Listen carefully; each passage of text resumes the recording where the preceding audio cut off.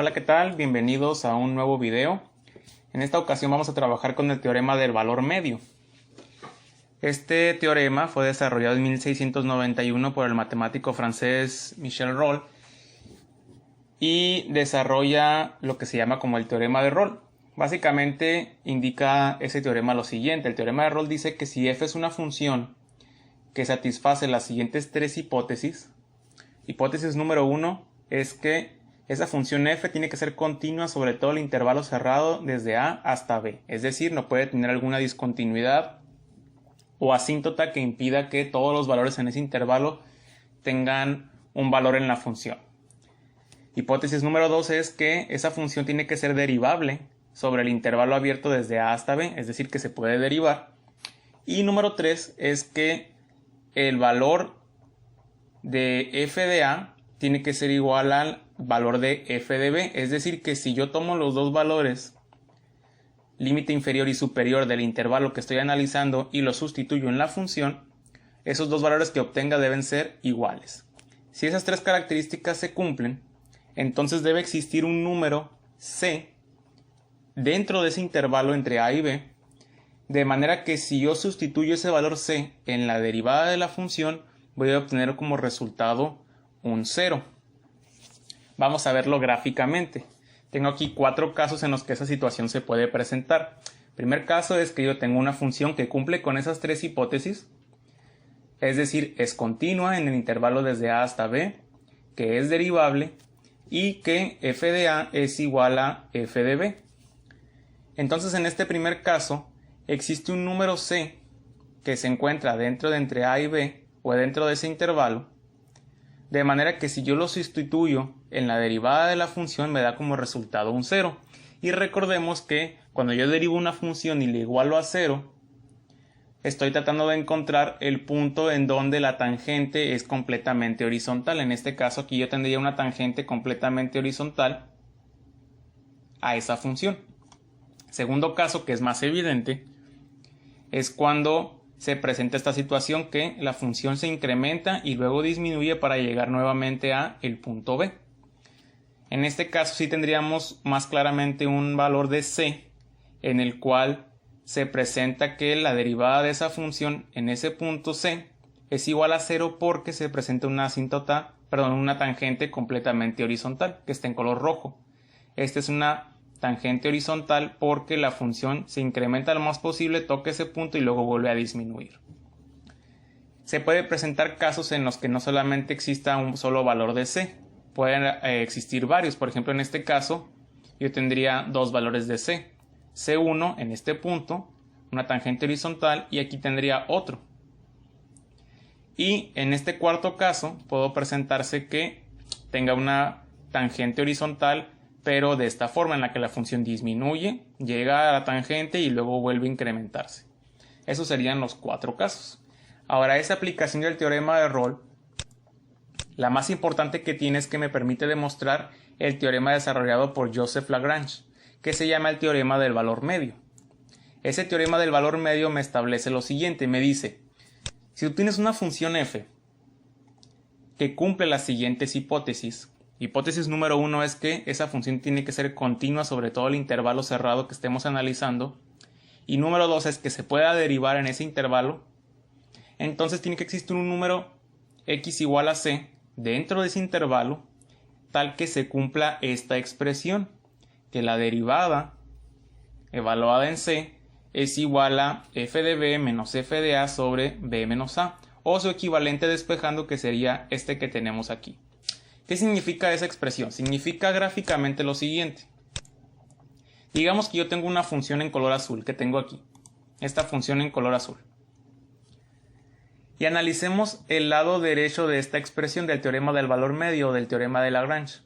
Me dice que esta expresión se parece mucho, por no decir que es igual, a la función para calcular la pendiente de una recta secante. Recordemos que la recta secante es una recta que toca dos puntos de la función y en este caso la coloqué con color amarillo.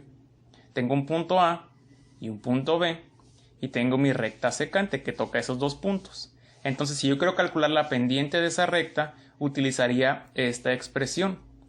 F de B o el valor en y del punto B menos el valor de y del punto A entre el valor en x del punto B menos el valor en x del punto A.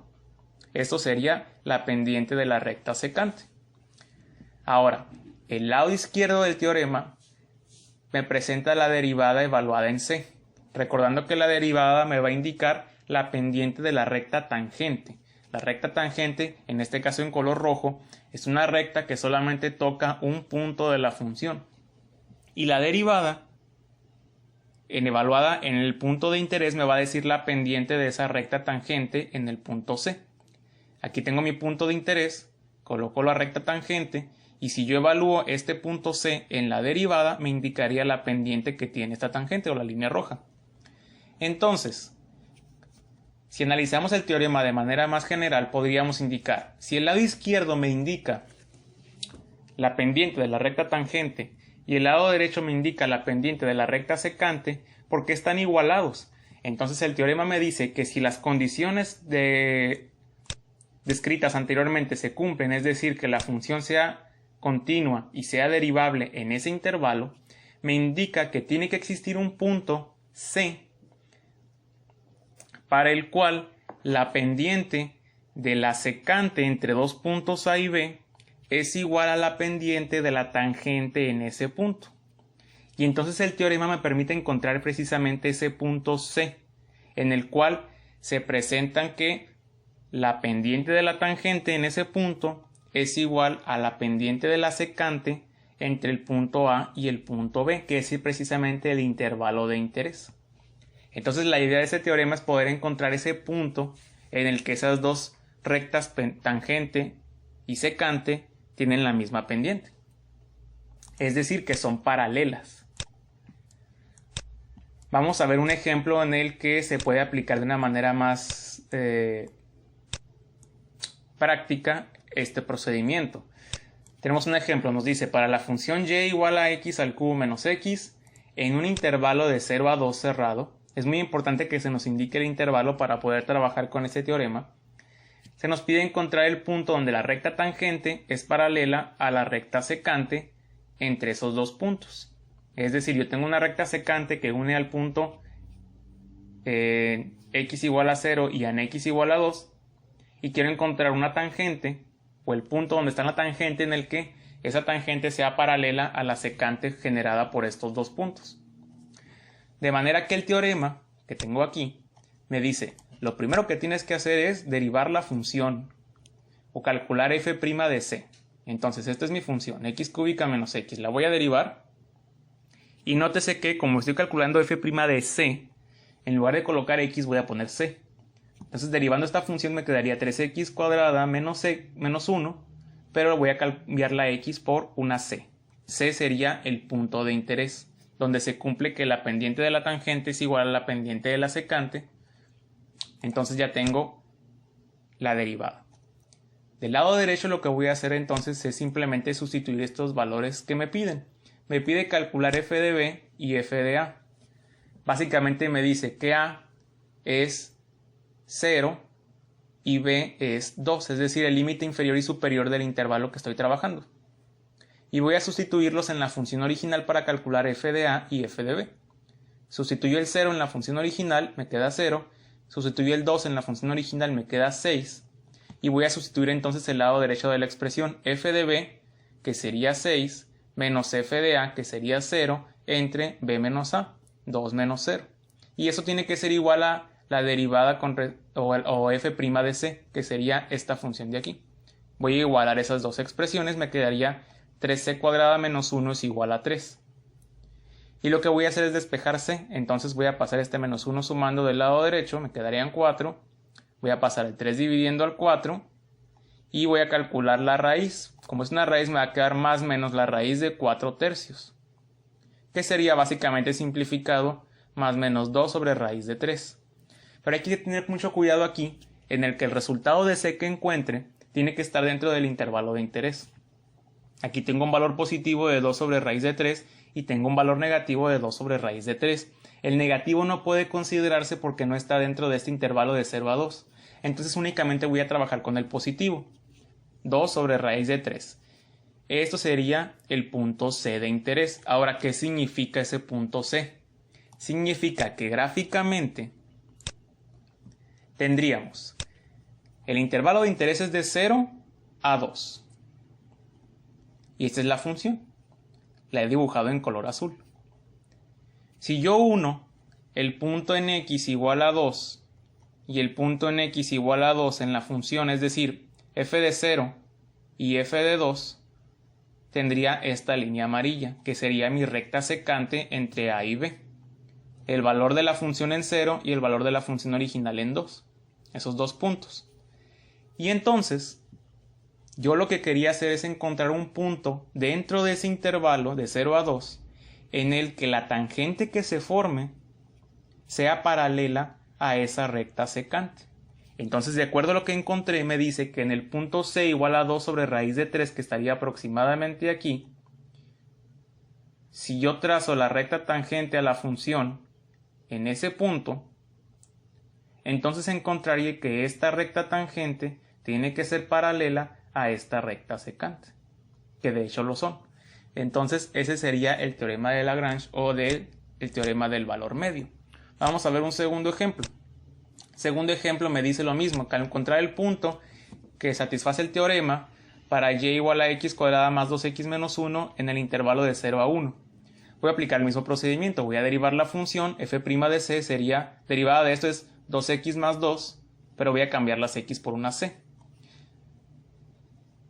Segundo punto es sustituir en la función los valores de 0 y 1 para encontrar f de 0 y f de 1, que serían básicamente f de a y f de b. Entonces f de 0, sustituir el 0 en la función original, me quedaría menos 1, y el 1 en la función original me quedaría 2. Entonces esto sería que el lado izquierdo es f' de c, 2c más 2, es igual al lado derecho. El lado derecho sería entonces f de b, que es 2, menos f de a, que es menos 1, entre el valor de b, que sería 1, menos el valor de a, que sería 0. Hago las operaciones, me queda 2c más 2 es igual a 3, despejo c, me quedaría 1 medio. Y verifico que ese valor se encuentra en el intervalo, que de hecho lo está entre 0 y 1. Este sería el punto en donde la recta tangente tiene la misma pendiente que la secante que se forma al unir f de 0 con f de 1. O sea, son paralelas.